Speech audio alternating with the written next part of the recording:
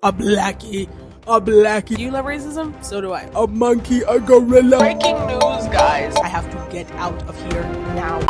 Hello everyone, I'm Issy. Welcome to the Issy Show. I don't think I've posted a video in quite some time, and that has mainly been due to laziness and lack of grit.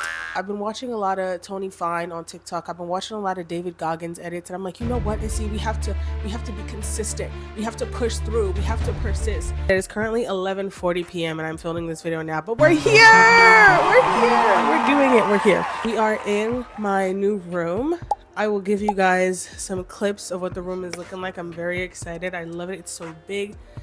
This is the master bedroom, so you love that because, you know, master bedroom vibes. Anyways, so today we are going to be talking about 10 things that I think you should know before going to a P.W.I. So for my qualifications, I recently graduated with a Bachelor's of Arts with a major in television production and a minor in design from the Hofstra University. Hofstra is a really great school. Hofstra was a fun experience. It wasn't an experience that I initially planned on happening, and we'll get into the story because it's kind of a wacky one. But I feel like this was definitely a P.W.I. Like everything that you would possibly imagine about a P.W.I. happened here, and it's just really, really interesting. And I'm ready to spill the tea, and I'm ready to give the girls some knowledge. I'm ready to let the girls know what's happening, what's going on, and yeah. Let's get into it. So initially, when I graduated high school, I was working, well, before I graduated high school, I was working in my school's college office at the time, which is basically just where students would go if they needed help with like college applications. They need to know different things about colleges. They need to figure out like what requirements they needed, letters of application. Sir? Shit. Do you mind? No. Like, I'm kind of doing something. I'm trying to get us out of the hood. You're in the hood. Okay, we're not in the hood, but like, I want a penthouse in Manhattan. So like, do I remember the schools I applied to? No. I was trying to like pull up my Common App account, and they were like, girl, who are you? And I didn't save my password, so I literally do not know what schools I applied to. I cannot remember. It's been like 5 years, bitch. I think I applied to like 14, 15 schools, and I did the 3-section method, so it was like a third of them were like safety schools, so like schools I knew for sure I was gonna get into, but schools that I still liked and still had something to offer me.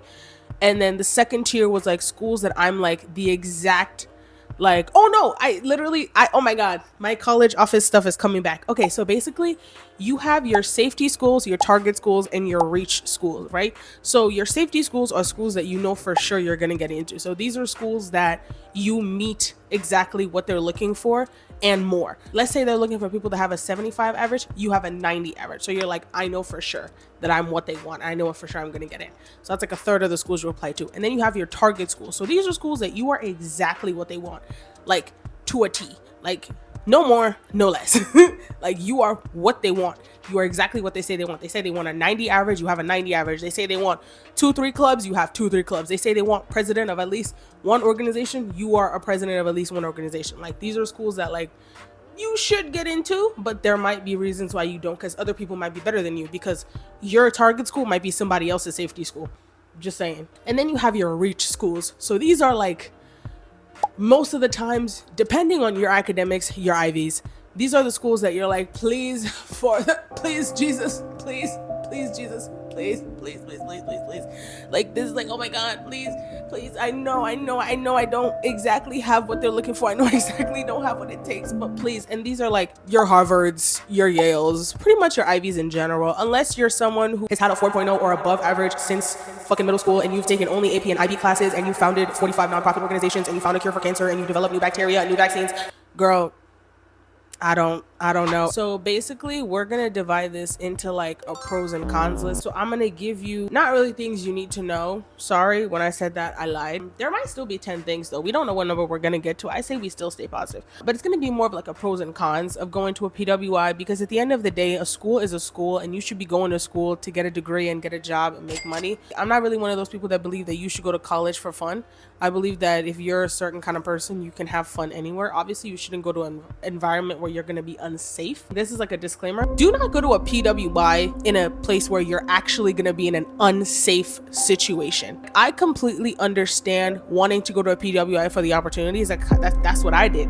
But going to school in a place where if something happened to you, nobody would actually say anything is not a situation you want to put yourself in. I don't think that's something you should do. Pro number one is going to be access to opportunities and networks. I think this goes without saying that white institutions have a lot of money and they get a lot of funding and they have a lot of very wealthy alumni that have probably been wealthy for a lot of generations, and those wealthy alumni pour a lot of money back into those universities, and that could do something to help you. When I was in Hofstra, I worked for my school's like fundraising place for a while, and I would be on the phone being like, hey, would you like to donate 20 bands to the Hofstra, whatever? And they're like, absolutely, I love my alma mater. Okay, cash your card. And then we would literally mail them like a fucking thank you card or something. So it's like, it goes without saying that sometimes HBCUs don't get that much funding, especially in this current administration. I think it goes without saying that HBCUs might be struggling for the next 4 years. So if you do plan on going to an HBCU for these next 4 years, which is literally going to be your college years, sorry to tell you this, but you're going to college throughout the Trump presidency. Good luck with that. You better have money for tuition. HBCUs already don't give great financial aid. My HBCU friends could tell you this, okay? They could tell you this. HBCUs are not great with the financial aid. Sometimes they're good depending on the school, depending on where you are, depending on your exact financial and like family situation. But like most of the time, there's not as much money to go around as PWIs have. So if you are someone that wants to go to school to like change your life situation and that of your family, I think it is in your best interest to go to a PWI, because they definitely have more resources for you. Also, along with this, going to a school with a reputable name helps you in the job market. As someone with a TV production degree, when I tell people that I go to Hofstra, they're like, oh my God, my coworker goes to Hofstra. Oh, my boss went to Hofstra. Like, in the television entertainment industry, there's quite a lot of people who go to Hofstra who are doing very well for themselves. So it's like, when people hear that you also went to that school, it does the same thing. Like, every industry has like those schools that usually produce the people who are like doing stuff like that, and like Hofstra just happens to be one of those from like an entertainment perspective. But like, there's so many other schools that are better for so many different things. So I feel like that's also something you should be doing research on, is like, is my school known for this thing? Because you want to make getting a job as easy for yourself after college. Con number two, and this is a sad one, ladies. You're only really gonna have like white guys to date, and that depends on how PWI your PWI is, because if you don't join the BSU, if you don't join the ASA, if you don't join CSA, if you don't join all those black groups, you might have to thug it out and date a white guy. I don't know if you're into that, but that's gonna be a con. And the thing is, like, a lot of people think that like white guys don't like black women. No, they do. It's just like, they like you in a way that like men like aliens. Like, there's men who want to date and marry an alien, but it's because it's fun. It's not because like they're a person. So if you're cool with that, then hey, do your thing, have fun. But yeah, so if you do want to have like attractive men of color to date, I would recommend joining BSU, ASA, stuff like that. That's where you're gonna find the niggas that want to date black women. The athletes, no. No. I think we all know that like most black athletes in universities be dating the white women, but it's also in their best like interest, because white bitches be doing shit for you. And when you're an athlete, you need somebody to do that laundry. You need somebody to make those signs. You need somebody to paint those fucking signs for your games. You need somebody to make those t-shirts. And Kelly's gonna do that. Keisha is not. Keisha don't got time for that. Keisha has nursing homework. Okay, Keisha is the CSA president. Keisha just got a mentor. Keisha got shit to do. Keisha's trying to change her family's financial situation. She doesn't have as much time as Kelly does, or as many resources as Kelly does. So yeah, if you want to find yourself a nice black man who's probably interested in black women, I would say BSU, ASA, stuff like that. But that's that. Pro number two, as a black person, like, and I'm gonna speak for myself. You don't have to do that much to be impressive. I feel like as a Black person, like we all know, like we gotta work 10 times as hard, but sometimes working 10 times as hard just gives you 10 times the knowledge and 10 times the skill and 10 times the talent. Because like there have been times where like niggas have a problem. Like I'm talking, the room is shaking, the floor is lava, like people are like, what do we do, what do we do, what do we do? And I'm just like, we could do this. And they're like, how did you think of that? Oh my god, how did you think of that? And I'm just like, what? So like genuinely sometimes like when you're like working with white people, like you feel like your brain is working at top speed. Because it's like, it's not that they are like less smart, it's just that they're not forced to work their brain as much as you are, but you know, like you are. So like certain things, it's like you're forced to feel like you have to come up with something quickly, so your brain just does that off rip, like reflex. So sometimes it's really, really fun. I've been able to get so many opportunities, I've been able to do so many things. Literally, like I was a producer on a show my sophomore year. It didn't end very well because I have this problem where like I get bored and I'm like, this isn't fun anymore, and then I stop caring. But it was fun for the year while I did it, and it was really easy for me to do, really easy for me to get in. There was a communications fraternity that I joined, and within like 2 weeks of being there, I was like, I'm gonna be the social chair. You guys parties suck. I'm gonna talk about parties in the next thing, but you guys parties suck. I'm gonna change these parties up. And they were like, yeah, you could be the social chair. And I was the best social chair these bitches ever had. Every day after the parties, they're sending pictures in the groups. They're like, oh my god, Issy, thank you so much. This was the best party ever. All I did was set up some LED lights and play rap music and give them alcohol. I guess nobody's ever done that before. I don't know. So yeah, like as a Black person, sometimes like people will underestimate you, but I feel like I'm just one of those people that's like, I just give that aura of you're not gonna underestimate me, because I don't seem like I underestimate myself. And that's one thing that Black people really do need to realize. It's like a lot of the time, like white people will downplay you because they can see it in your eyes that you're already downplaying yourself. Like a lot of people don't, like, you don't think this, but white people can sniff out imposter syndrome. They know when you don't think you belong there, and they're gonna really drive that point home for you. Like they're gonna make sure you know that you don't belong there. So you have to be somebody that knows that whatever room that you've been allowed to enter is a room that you're supposed to be in, and you need to. Con number 3, the parties fucking suck. Like I'm not really somebody that's into house music. I'm not really somebody that's into like playing Taylor Swift while you're drunk. Like I'm not really somebody that's into a lot of that. And I feel like a lot of the parties that I went to, like it's just me like looking around like, what is actually happening right now? Like, are they pretending to have fun? Because sometimes it looks like they're pretending to have fun. And it's also creepy because I don't know if you guys know this, but white girls, when they go out, they all wear the exact same outfit. Like it's like they all wear the exact same outfit. It's like a little lingerie top and jeans, and I get so freaked out because I'm like, why are you wearing the exact same thing?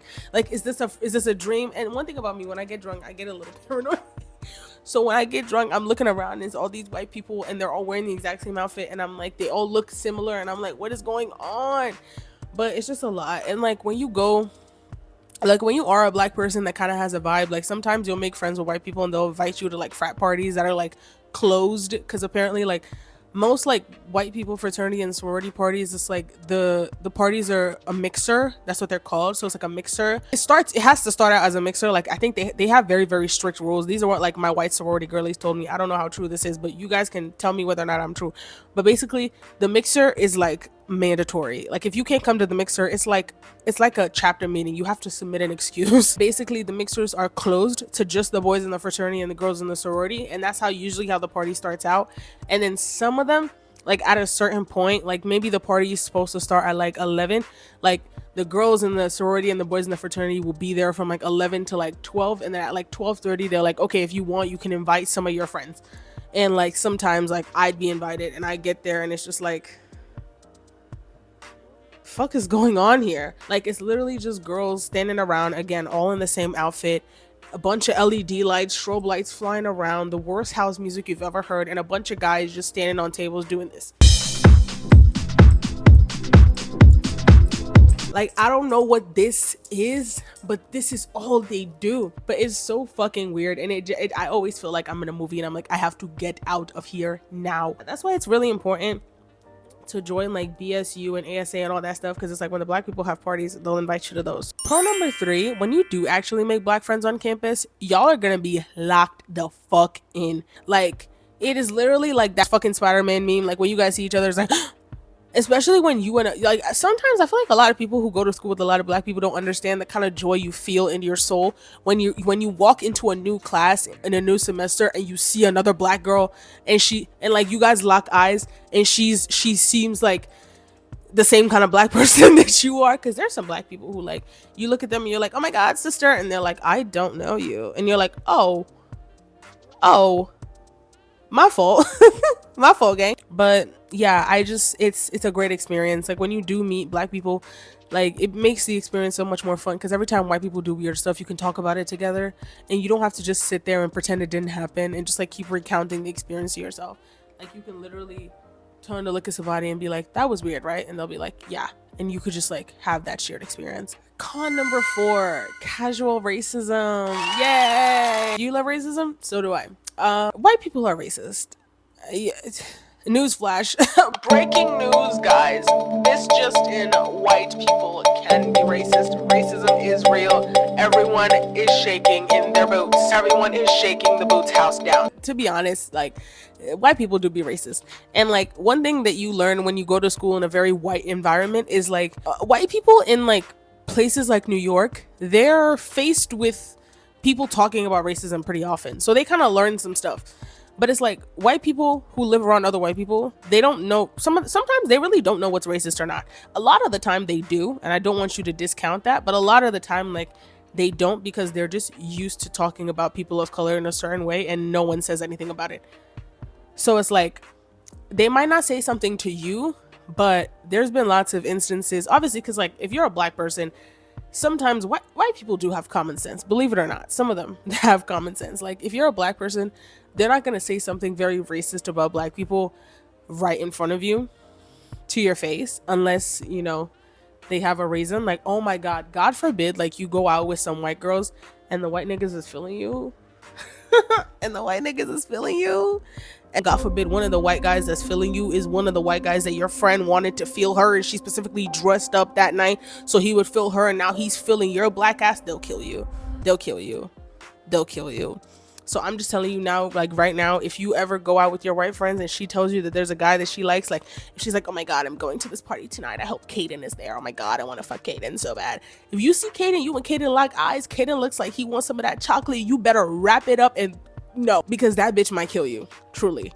And like you will see a kind of racism you have never seen before. Like all the racism you thought that this person that was your friend didn't have will come out the second they think that a white man is more attracted to you, a blackie, a black person, a monkey, a gorilla, than them, a beautiful white fairy princess. So yeah, I'm just letting you know. I'm just letting you know, because things might get very scary very quick. Pro number 4, P.W.I's got a lot of money. And you can really milk them for that. Like there's been lots of times where I just went and asked my university for stuff. And I'm like, hey guys, I kind of want to go to this thing. Can you pay for it? And they're like, sure. And it's just so easy. Like you can ask for trips. You can ask for mentors. I've literally asked to like have phone calls with some like amazing people in the industry just because like they know Hofstra and they're like, hey, one of our students would love to speak with you. And they're like, absolutely, I would love to give back. So once again, like I said before, they got a lot of money. Use that money to your advantage, girl. Con number 5, in conjunction to being really, really close to the black friends that you do make, if you don't make black friends, you are running the risk of losing yourself. And as somebody who stepped a foot into the sunken place, it's real scary. It's real scary because you don't see it as it's happening. You know, at first you're just like, no, I love my white friends. Like my white friends are cool. They're so fun. It's so nice. They're so wacky. They're so interesting. And then like little by little, you don't see it as it's happening, but eventually you look around and you have a bunch of Taylor Swift vinyls, and you have a bunch of merch, and you have a bunch of unnecessary things that you didn't have before, and you're doing things you didn't do before, you're saying things you didn't say before. You don't see it as it's happening because sometimes you're like, I'm in college, I just want to make friends. But the kinds of friends that you make and the kind of person that you are does affect your experience. So I would say that it's just in your best interest as a Black person to keep a couple Black friends, because when I did make some Black friends, I flipped around like 180 and I was like, what was I doing? What was I doing? What was I wearing? What was I saying? It was a lot. Luckily, it was only for like a year, but it was an interesting year. But yeah, just don't lose yourself. Don't lose your Blackness, you know. Have people that keep you tethered to the cause. Pro number 5, if you are doing very well, you're going to be a lot easier to spot. Like if you're doing really, really good, you're going to be so much easier to see because they all look the same, but you look different. So they're like, oh, all these people are doing well. Wait, who's that? You know, like, again, like I'll say, I've gotten so many opportunities simply because I was the most exceptional Black person in the room. Like, I'll say it. Fuck you, and fuck you if you hate DEI, bitch. I don't give a fuck. I don't give a fuck. I don't give a fuck. Like, there have been so many opportunities I've gotten simply because, like, in the whole group of people who were doing really well, I was the only Black person there. And that's interesting because white people aren't that interesting. But the thing is, you're like, oh, you ask the white person, oh, where did you grow up? Oh, I grew up, oh yeah, I have 2 parents, you know, they're both very rich, very successful people. I grew up in a good family.